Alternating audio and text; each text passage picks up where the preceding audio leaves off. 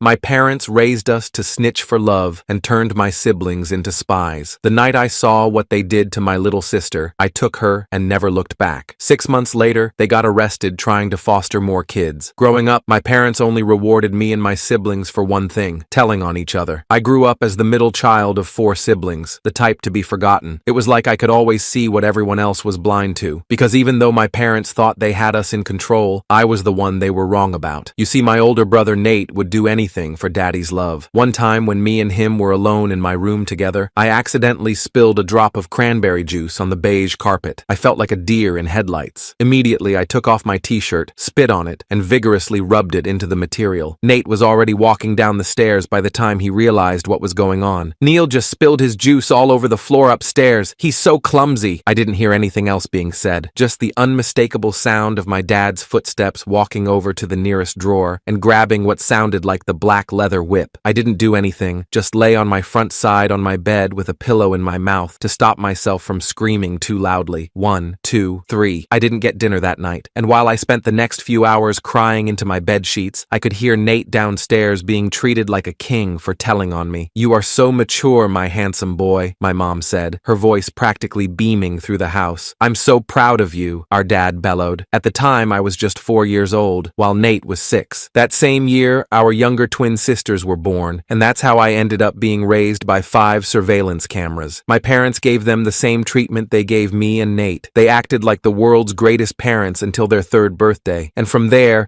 they'd withhold all affection from them. No nice words, no hugs, nothing. Unless they did one thing: start telling on each other. By the time I was 10, I had been wailed on more times than I can count. Not cleaning my room properly, leaving leftover crumbs on my plate, crying too loudly, wearing clothes that showed any indication of my injuries. Meanwhile, my siblings only got it once or twice a year, because from all the punishment I learned one thing: it was the last thing I wanted to inflict on my siblings. So even when I caught them doing things, I'd never tell on them. Heck, sometimes I'd even take the blame for it. And in some ways, it paid off. Like, Nate and the twins always felt safest around me, but none of them returned the favor, not once, because there was something they loved more than me, and that was our parents. Over time, it was clear that I was getting the most amount of punishment, but instead of attributing that to my kindness towards them or the fact I was simply just a good person, everyone started seeing me as the troublemaker. Suddenly, nothing I did was ever enough. If I snored too loudly and annoyed one of my siblings, my mattress would get taken away for the rest of the week. If I accidentally used Nate's cologne instead of my own, no showering for the next 3 days. By the time I turned 18, my idea of family was so distorted that when I saw loving parents or siblings on TV, I would get angry about how fake it was. I had spent so much of my life simply surviving that when college season finally came, I literally had a GPA of 1.0. But there was one thing I knew with all my heart: there was no way I could spend another second in my home. So when it was time to move out, I paid one of my classmates to let me sleep on the floor of their dorm room. I remember being extremely stressed when his parents came over to visit for Thanksgiving. My heart was pounding for the entire week, and I made sure to be perfect, just as my parents always taught me. So when they came and I opened the door after they knocked twice instead of once, I closed my eyes super tight to brace myself for what was to come. But instead of beating me senseless, they thanked me for opening so soon. His mom even gave me a hug. For the rest of the night, I was on my best behavior, completely silent, tense, ready to clean up anything. And when his parents left, it was over. My friend screamed at me for being a worthless piece of shit, for not being able to do anything properly. Well, the best liar is your childhood trauma, because what actually happened was him hugging me and thanking me for being so accommodating to his parents. That's when I realized how psychotic my parents really were. And the next day, I got the phone call. It was my twin sister, Kayla. She was whispering so quietly that it could have been mistaken as the sound of an exhale. "Please help me. I'm sorry," was all she said before immediately hanging up the phone. My heart broke, and the very next day, I drove round to the house to bring her to my friend's dorm. When we got there, she showed me her stomach, and my jaw dropped. It was clear that when I left, my family needed a new punching bag, so to speak, and that was Kayla. I treated all her wounds while she apologized over and over again, but I had no resentment towards her, or any of my siblings for that matter, because all my hatred was directed towards just 2 people, my parents. Thomas was amazing about the whole thing. He helped me set up a small space for Kayla in the corner of the room, behind his desk, where no one would see her during room checks. We took turns sneaking food from the cafeteria. For the first time in her life, Kayla slept through the night without fear, but our peace didn't last long My phone started blowing up with calls from my parents the very next day. At first, they tried to sound concerned. "Neil, honey, have you seen Kayla? We're so worried about her," my mom said in a voicemail, her voice dripping with fake sweetness. I didn't respond. The next messages got progressively angrier. "You better bring her back right now, or there will be consequences," my dad growled in his message. I blocked their numbers. Then Mason started calling. "Hey little bro, mom and dad are really worried about Kayla. Just let us know she's okay, alright? No one's mad at you." I almost believed him. Almost. But I'd spent my whole life watching Mason say whatever our parents wanted him to say. This was no different. Kayla was terrified they would find her. She jumped at every noise in the hallway. She refused to go outside, even just to walk around campus. She slept curled up in a tight ball, like she was trying to protect herself even in her dreams. "What if they call the police?" she asked me one night. "What if they say you kidnapped me?" I hadn't thought of that. Legally, Kayla was still a minor. I could get in serious trouble for taking her, but sending her back wasn't an option. I'd seen what they did to her. I couldn't let that happen again. "We'll figure it out," I promised her, though I had no idea how. The next day, Thomas pulled me aside while Kayla was in the shower. "My RA is getting suspicious about having an extra person in the room," he whispered. "We need to find somewhere else for you guys to stay." I nodded, trying not to panic. We had nowhere to go and almost no money. I'd been working part-time at the campus coffee shop, but my paycheck barely covered food for the two of us. That night, as Kayla slept fitfully on her makeshift bed, I stayed awake planning our next move. I knew one thing for certain. I would never let my parents hurt my sister again, even if it meant risking everything. I spent the next few days asking around campus for anyone with extra space. Most people just looked at me like I was crazy when I explained I needed somewhere for my sister to stay. I didn't blame them. It was a weird request. Finally, I got lucky when I ran into Melissa from my Psychology 101 class. She lived in an off-campus apartment with 2 roommates and mentioned they had a small storage room they weren't using. "It's not much," she warned me. "Just enough space for a twin mattress and maybe a small dresser." I nearly hugged her. "That's perfect. Seriously, thank you." We moved Kayla that weekend. Thomas helped us carry the few things we'd managed to collect: some secondhand clothes, a cheap mattress I found on Facebook Marketplace, and a plastic storage bin for her stuff. Melissa's roommates, Alexis and Victoria, were surprisingly cool about the whole thing. They didn't ask too many questions when I explained Kayla was escaping a bad home situation. "My stepdad was a complete a-hole," Victoria told Kayla while helping her set up the tiny room. "I get it." For the first time since I'd brought her to campus, Kayla seemed to relax a little. Having other girls around made her feel safer. I still slept on Thomas's floor, but I spent most of my free time at the apartment with Kayla. Things were going okay for about a week. I picked up extra shifts at the coffee shop. Kayla started doing homework for Melissa and her roommates for a little cash. We were surviving. Then Mason showed up at the coffee shop. I was in the middle of my shift when I looked up and saw him standing at the counter. My stomach dropped. I hadn't seen him in almost a month, and suddenly there he was, wearing his expensive North Face jacket and that familiar smug expression. "Hey, little brother," he said casually, like we were just 2 normal siblings catching up. "Can we talk?" I glanced at my manager, who nodded that I could take a break. I untied my apron and led Mason to a table in the corner, as far from other customers as possible. "What do you want?" I asked, not bothering to hide my hostility. Mason sighed dramatically. "Look, I know you're mad at me. I get it. But this thing with Kayla has gone too far. Mom and Dad are freaking out." "Good," I said. "They should be freaking out. Do you have any idea what they did to her after I left?" He shifted uncomfortably. "They said she was acting out, breaking rules. You know how she can be?" I stared at him, disgusted. "I saw the bruises, Mason, all over her body. They hit her because she didn't tell on Cynthia for something. That's fucked up, and you know it. They're our parents," he said, lowering his voice. "They're strict, yeah, but they love us. They just want what's best for us." I almost laughed. "Is that what you tell yourself to sleep at night? That beating your kids black and blue is love? That making them terrified of making the smallest mistake is good parenting?" Mason's expression hardened. "You always were the dramatic one, always playing the victim." "I'm not playing anything. I'm protecting my sister. She's a minor, Neil. This is kidnapping. Mom and Dad could press charges." There it was, the threat I'd been waiting for. I leaned forward, keeping my voice steady despite my racing heart. "Tell them to go ahead. I'll show the police Kayla's bruises. I'll tell them everything. Is that what they want? For everyone to know what they've been doing to us?" Mason's confident facade cracked slightly. He hadn't expected me to stand my ground. "Just let me talk to her," he said, changing tactics. 5 minutes, that's all I'm asking." I shook my head. "Not happening. Tell Mom and Dad to leave us alone. We're done being their punching bags." I stood up to go back to work, but Mason grabbed my arm. "They know where you work now," he said quietly. "They'll find her eventually. You can't hide her forever." I pulled my arm away. "Watch me." As soon as my shift ended, I raced to Melissa's apartment. I needed to warn Kayla that Mason knew I was working at the coffee shop. When I got there, I found her sitting on the couch with Cynthia. My other twin sister looked up at me with red-rimmed eyes. Hi, Neil. I froze in the doorway. What are you doing here? Kayla jumped in before Cynthia could answer. She came to check on me. She was worried. I looked between them, my mind racing. This couldn't be a coincidence. Mason shows up at my work, and suddenly Cynthia appears at the apartment. How did you find this place? I asked Cynthia. She looked down at her hands. I followed you one day after your class. I just wanted to make sure Kayla was okay. Something felt off. I pulled Kayla into the tiny storage room that had become her bedroom. Did you tell her where we're staying? I whispered. Kayla shook her head. No, I swear. She just showed up about an hour ago. She said she misses me. I peeked back into the living room where Cynthia was texting someone on her phone. My suspicion grew. I think this is a setup, I told Kayla. Mason came to see me at work today. Now Cynthia shows up here? They're working together to find you. Kayla's eyes widened with fear. What do we do? Pack your stuff. We need to leave. Now. While Kayla quickly threw her few belongings into a backpack, I went back to talk to Cynthia. I sat down across from her, noticing how she angled her phone away from me. Who are you texting? I asked casually. Just a friend, she said too quickly. I nodded toward her phone. Can I see? Why? Don't you trust me? She tried to sound offended, but I could hear the nervousness in her voice. Not really, no. Cynthia's face fell. She knew she was caught. They're really worried about her, Neil. They just want her to come home, so they can hit her again? No thanks. It's not like that, Cynthia insisted. They promised they'd be better. They feel terrible about what happened. I almost believed her. Almost. But then her phone buzzed with a new text, and I caught a glimpse of the screen. It was from our mom. Is she coming? Dad's waiting in the car. My blood ran cold. They were outside, waiting. You need to leave, I told Cynthia, standing up. Now. Neil, please, now. I rarely raised my voice, but when I did, it had an effect. Cynthia flinched and grabbed her coat. They're going to find her eventually, she said as she headed for the door. You can't keep her hidden forever. As soon as she left, I texted Melissa to warn her not to come home yet. Then I grabbed Kayla and the backpack with her things. We slipped out the back door of the apartment building, just as I spotted my dad's car pulling up to the front entrance. We spent that night in a cheap motel on the edge of town, paid for with the last of my paycheck. Kayla cried herself to sleep while I sat by the window, watching for any sign of my parents. Why won't they just leave us alone? She asked through her tears. I didn't have a good answer. Control, maybe. Or maybe they were worried we'd tell someone what they'd done to us. Either way, I knew we couldn't keep running forever. The next morning, I called in sick to work and used the motel's crappy Wi-Fi to research our options. I found a website about teenage runaways and their legal rights. According to the site, at 16, Kayla might be able to file for emancipation, especially with evidence of abuse. But that would mean going to court, showing the bruises, telling our story to strangers. I wasn't sure Kayla was ready for that. While I was reading, my phone buzzed with a text from an unknown number. It was a photo of Kayla and me entering the motel last night. Underneath was a message. We know where you are. Bring her home, or we call the police. I showed Kayla the message. Her face went pale. They're going to take me back, she whispered. No, they're not, I promised, though I had no idea how to keep that promise. We checked out of the motel immediately and caught a bus back toward campus. I texted Thomas, asking if we could crash in his room for just one more night while I figured things out. He agreed, but warned me his RA was getting suspicious. When we got to campus, I noticed a campus security officer talking to someone who looked suspiciously like my mother near the entrance to Thomas's dorm. I quickly steered Kayla in the opposite direction. They're everywhere, she said, panic rising in her voice. I spotted the library ahead. In here, I said, guiding her through the doors. We found a quiet corner on the third floor where we could hide out for a few hours. While Kayla pretended to read a book, I called Melissa to see if it was safe to come back to her apartment. She didn't answer. I tried Victoria next. Hey, so, weird question, Victoria said when she picked up. But did you tell your parents where you guys were staying? Because they showed up here this morning looking for you and Kayla. My heart sank. What did you tell them? Nothing. Melissa told them to get lost or she'd call the cops. They left, but they seemed pretty mad. I thanked her and hung up. We couldn't go back there either. By evening, we were running out of options. I had less than $20 left, not enough for another motel. Thomas texted that his RA was doing room checks that night, so his dorm was definitely out. We ended up spending the night in a 24-hour laundromat, taking turns sleeping on the hard plastic chairs. The next morning, I woke up to find Kayla gone. My heart nearly stopped until I spotted her outside, talking to someone on her phone. When she came back in, her expression was unreadable. Who was that? I asked, trying to keep the panic out of my voice. Cynthia, she admitted. She wants to meet, just her and me. Absolutely not. It's a trap. Kayla sat down next to me. What if it's not? She says she wants to help us. She feels bad about what happened. She felt bad last time too, remember? Right before she led them straight to us. She says mom and dad are at work. She just wants to talk. I could see the hope in Kayla's eyes. She wanted so badly to believe that at least one of our siblings was on our side. I couldn't blame her. I'd spent spent years hoping for the same thing. Fine, I said finally, but I'm coming with you, and we meet somewhere public. We agreed to meet Cynthia at a coffee shop on campus, not the one where I worked. I made Kayla promise to stay within my sight at all times. When we arrived, Cynthia was already there, sitting at a table by the window, alone, just like she promised. Thank you for coming, she said, as we sat down across from her. She looked tired, with dark circles under her eyes. I'm sorry about yesterday. They made me do it. Made you how? I asked, skeptically. They said if I didn't help find Kayla, they'd... She trailed off, glancing at Kayla. They'd what? I pressed. They'd start treating me like they treated you, she whispered. I was scared. I wanted to be angry, but I understood her fear all too well. So why are you here now? Won't they punish you for helping us? They don't know I'm here. I told them I was going to the library. Cynthia reached into her backpack and pulled out an envelope. I brought this for you. Inside was $300 in cash. I looked at her in surprise. It's my birthday money, she explained. I want you to have it. To help Kayla. I didn't know what to say. After years of betrayal from my siblings, this small act of kindness felt foreign. There's something else, Cynthia continued, lowering her voice. They're going to report Kayla as a runaway tomorrow. They've already talked to the police. Kayla grabbed my hand under the table, squeezing it tight. What about Neil? She asked. Will they say he kidnapped me? Cynthia nodded. That's the plan. They're telling everyone you're unstable, Neil. That you've always been troubled and now you've manipulated Kayla into running away with you. Of course they were. They'd spent years painting me as the family troublemaker. Why stop now? We need to get ahead of this, I said, thinking out loud. We need to tell our side first. How? Kayla asked. Who would believe us over them? I thought about it for a moment. We need evidence. Pictures of your injuries, for starters. I took some, Kayla said quietly. When you first brought me to Thomas's dorm, I was scared they'd heal and no one would believe me. Smart girl. I should have thought of that myself. What about witnesses? Cynthia suggested. I could tell people what I've seen. I looked at her skeptically. Would you really do that? Go against Mom and Dad? She hesitated, then nodded. I'm tired of being scared all the time, of watching what happened to you happen to Kayla. It's not right. For the first time in days, I felt a glimmer of hope. Maybe we weren't completely alone in this fight. As we were leaving the coffee shop, my phone buzzed with a campus alert email. The subject line made my stomach drop. Safety notice, missing student. The email described Kayla as a missing minor who might be in the company of her brother, described as potentially in need of intervention. It asked anyone with information to contact campus security immediately. They're turning the whole campus against us, I said, showing Kayla and Cynthia the email. Cynthia looked horrified. They didn't waste any time. We needed a new plan, and fast. With Kayla's face plastered all over campus, hiding was going to be nearly impossible. I thought about the legal advice website I'd read. Maybe it was time to stop running and start fighting back. We need to talk to someone official, I told Kayla. Someone who can help us navigate this legally. Like who? She asked. I remembered my psychology professor, Dr. Walter Barnes. He'd mentioned working with Child Protective Services before becoming a professor. Maybe he could point us in the right direction. I emailed him asking for an urgent meeting, being vague about the details, but emphasizing it was an emergency. To my relief, he responded within minutes, offering to meet us at his office that afternoon. I'm coming with you, Cynthia insisted when I told them the plan. I was still wary of trusting her completely, but having another witness could only help our case. We spent the next few hours hiding out in the library, jumping at every sound, convinced someone was going to recognize Kayla from the alert. At 3 p.m., we made our way to Dr. Barnes's office, taking back paths and keeping Kayla's hood up to avoid being spotted. When we arrived, he was waiting for us, looking concerned. Neil, he said, ushering us inside quickly. I saw the alert about your sister. I assume that's why you wanted to meet? I nodded, grateful he wasn't immediately calling security on us. It's not what they're saying. We need help. Over the next hour, we told him everything. The years of abuse, the system of rewarding children for telling on each other, the beatings, the psychological torture. Kayla showed him the photos of her bruises. Cynthia confirmed our story, adding details of things she'd witnessed over the years. Dr. Barnes listened without interrupting, his expression growing increasingly troubled. When we finished, he sat back in his chair with a heavy sigh. What you're describing is serious child abuse, he said, and the fact that it's been going on for so long without anyone noticing is deeply concerning. No one noticed because we were trained not to tell, I explained, and because they were careful about where they left marks. He nodded grimly. I believe you, and I want to help, but you need to understand that the way you've handled this, taking Kayla without any legal authority, has complicated things. I didn't know what else to do, I said. I couldn't leave her there. I understand, but we need to get ahead of this narrative they're creating about you kidnapping her. He thought for a moment. The first step is to file a formal report with CPS about the abuse. That will trigger an investigation. Will they make Kayla go back home during the investigation? I asked, dreading the answer. Normally, yes. But given the photographic evidence and the severity of the allegations, we might be able to get an emergency placement for her. He looked at Cynthia. For both of them, potentially. Cynthia looked surprised. Me too? If you're willing to corroborate the abuse, then yes, you could be removed from the home as well. She bit her lip, clearly torn. What about our other sister, Cynthia's twin? We can include her in the report too, Dr. Barnes assured her. For the first time in days, I felt like we might actually have a way forward. A legitimate legal way to keep my sisters safe. What about Neil? Kayla asked. They're saying he kidnapped me. Dr. Barnes frowned. That's trickier. You're an adult, Neil, so you can't be placed in foster care. And technically, you did take a minor without legal authority. So I could go to jail for trying to protect my sister? The unfairness of it made my voice shake. Not if we handle this right, he said. The key is to be proactive. We need to file the CPS report immediately, and then you need to present yourself to the authorities voluntarily, with Kayla,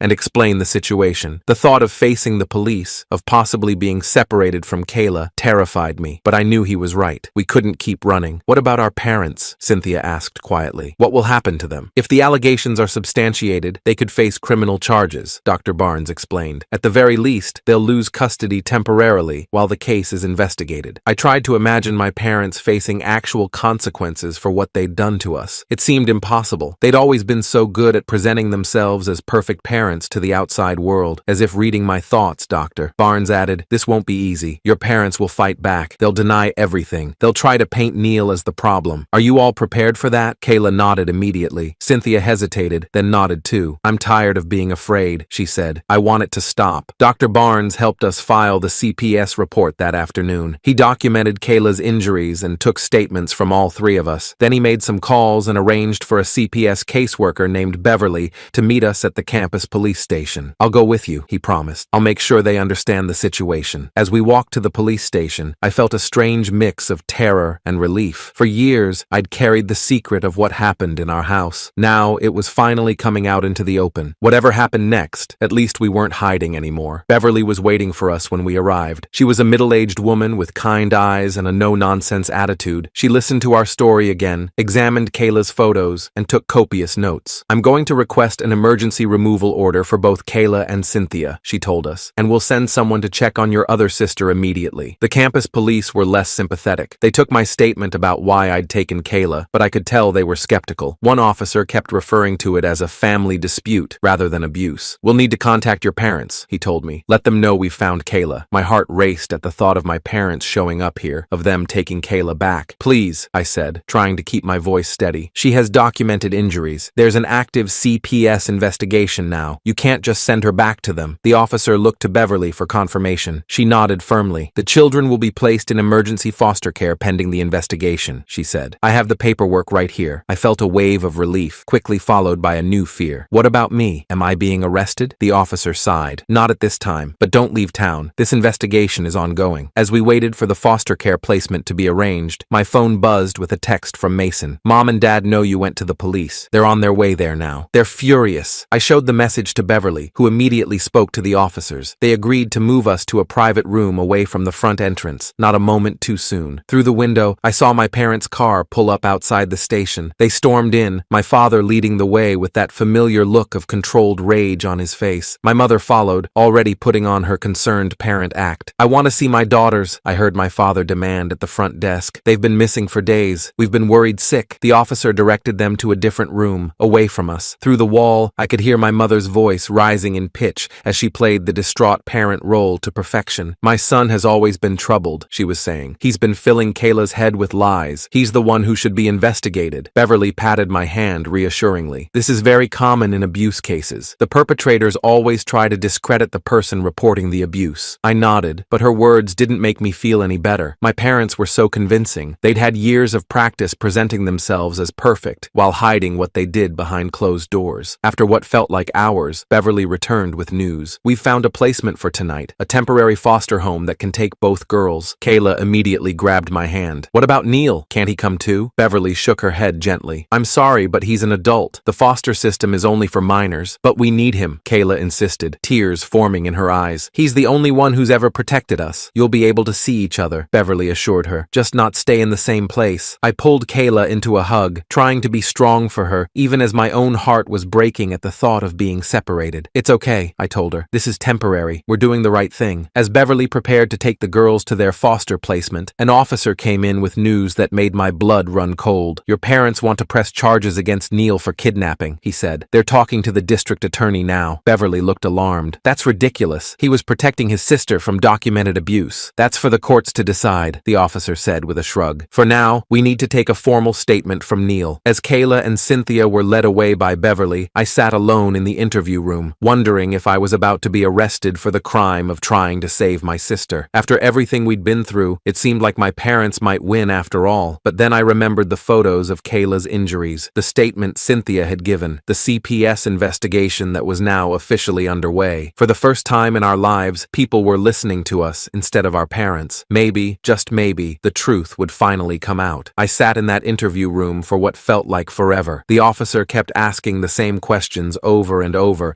like he was trying to trip me up. Did I know taking Kayla was illegal? Did I realize I could go to jail? Was I aware that my parents were concerned citizens, just trying to protect their daughter from my negative influence? I wanted to scream. Finally, Dr. Barnes showed up with another guy in a suit who introduced himself as Stephen, a lawyer from the university's legal aid clinic. He immediately told the officer I wouldn't be answering any more questions without legal representation. The cop looked annoyed, but stopped the interview. They're pushing hard for kidnapping charges, Stephen told me once we were alone. But we have a strong case for the necessity defense. You had reasonable belief your sister was in imminent danger. I nodded, too exhausted to feel much of anything. Where are Kayla and Cynthia? Are they okay? They're safe, Doctor, Barnes assured me. Beverly placed them with an experienced foster family. Your parents can't get to them there. That was something, at least. Stephen advised me to find somewhere to stay that wasn't on campus, since my parents knew all my usual spots. Dr. Barnes offered his guest room, which was probably breaking a dozen university policies, but I was too grateful to care. That night, I couldn't sleep. I kept checking my phone for updates from Kayla or Cynthia. Around 3 a.m., I got a text from a number I didn't recognize. It's Mason. We need to talk. Alone. I almost ignored it. Mason had been my parents' loyal soldier for as long as I could remember, but something made me respond. Why should I trust you? His reply came immediately. Because I'm done being their puppet. Meet me tomorrow at 10. The coffee shop on Elm. I showed the texts to Dr. Barnes in the morning. He thought it might be another trap, but agreed it was worth finding out what Mason wanted. He insisted on driving me there and waiting nearby just in case. The coffee shop was busy with the morning rush when I arrived. Mason was already there, sitting in a corner booth, looking like he hadn't slept in days. His usually perfect hair was a mess, and he was wearing the same clothes as yesterday. You look like shit, I said, as I sat down across from him. He almost smiled. Yeah, well, it's been a rough couple of days. I didn't waste time on small talk. What do you want, Mason? He stared into his coffee for a long moment. I saw the pictures of Kayla. What pictures? The ones she took of her injuries. The CPS worker showed them to me yesterday when they came to interview me. He looked up at me, his eyes red-rimmed. I didn't know it was that bad, Neil. I swear. I wanted to believe him. Part of me even felt sorry for him, but I'd spent too many years watching him choose our parents over us. You knew, I said flatly. Maybe not the details, but you knew what they were capable of. You just didn't care as long as it wasn't happening to you. He flinched like I'd slapped him. That's not fair, isn't it? Where were you when I was getting whipped for spilling juice? Or when Kayla was being struck for not ratting out Cynthia? You were downstairs getting praised for being the perfect son. Mason's eyes filled with tears. I was a kid too, Neil. I was just trying to survive, same as you. I almost walked out right then, but something in his expression stopped me. For the first time, I saw genuine remorse in my brother's eyes. Why are you here? I asked again, softer this time. He took a deep breath. They're planning to destroy you. They've already convinced half the family you're mentally unstable. They're telling everyone you manipulated Kayla into making up abuse stories. That sounded exactly like something they would do. And I'm not going to let them do it. Mason pulled out his phone. I have proof they're lying. He showed me a series of text messages between him and our parents from the past few days. Messages where they explicitly discussed their plan to discredit me and regain custody of the twins. Messages where my father talked about teaching Kayla a lesson she'll never forget once they got her back. My hands shook as I scrolled through them. Holy shat, Mason. I know, and there's more. He swiped to his voice memos and played a recording. It was my mother's voice, crystal clear. We just need to convince everyone Neil is crazy. No one will believe him then. We've been laying that groundwork for years anyway. I stared at him in disbelief. Why would you record this? Because I finally realized what they are. He looked down, ashamed. What they made me into. I don't want to be their weapon anymore, Neil. For the first time in my life, I felt like I was seeing the real Mason, not the perfect son my parents had molded. He looked broken and scared, just like the rest of us. Will you testify?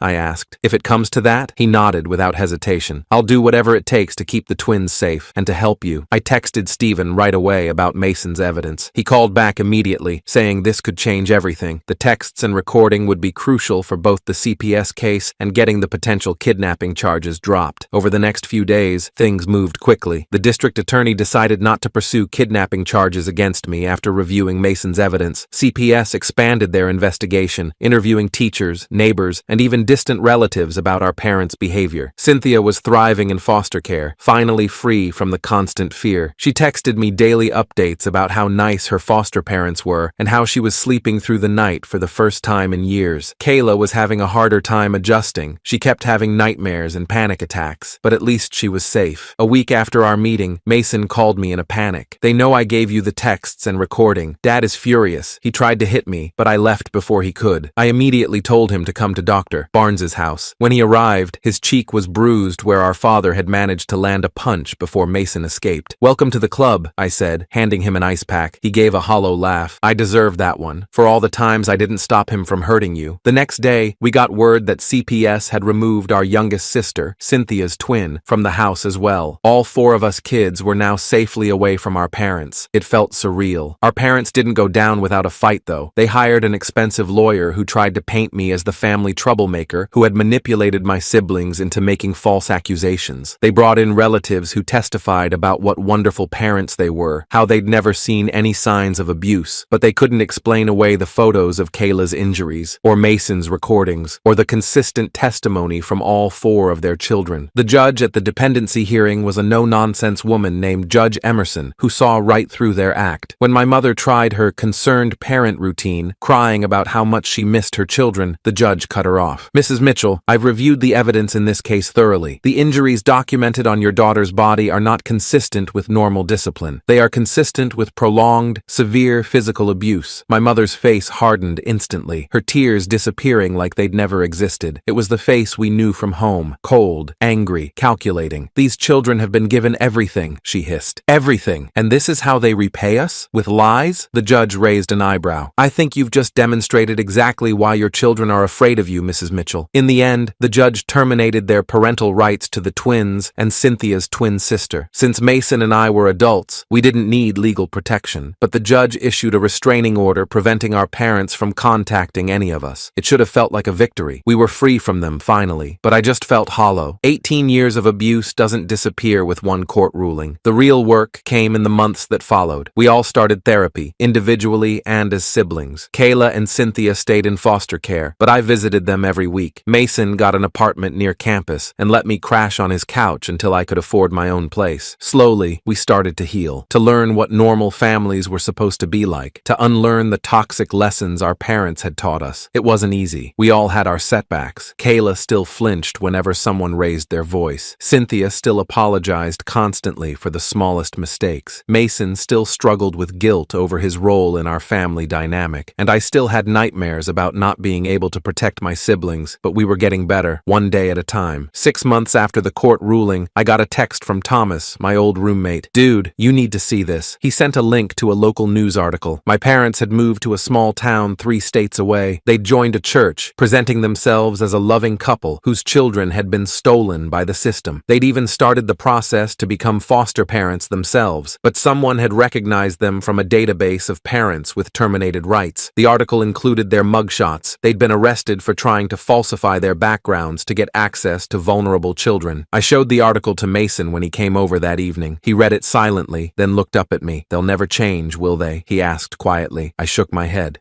But we did, and that was the truth. We'd broken the cycle. We'd escaped. We were building something new together. A real family based on support instead of fear, on protection instead of betrayal. Last weekend, all 5 of us siblings got together at Mason's apartment. We ordered pizza, played stupid board games, and just enjoyed being together without walking on eggshells. At one point, I looked around at my brothers and sisters laughing and arguing over Monopoly, and felt something I hadn't experienced much in my life: peace. Kayla caught me watching them and came to sit beside me. "What are you thinking about?" she asked. I put my arm around her shoulders. "Just that we're going to be okay." She leaned her head against me. "Yeah, we are. It wasn't a perfect ending. We still had a lot of healing to do. But for the first time, I believed we actually had a future worth looking forward to. One where we defined ourselves, not by what our parents had done to us, but by what we chose to do for each other.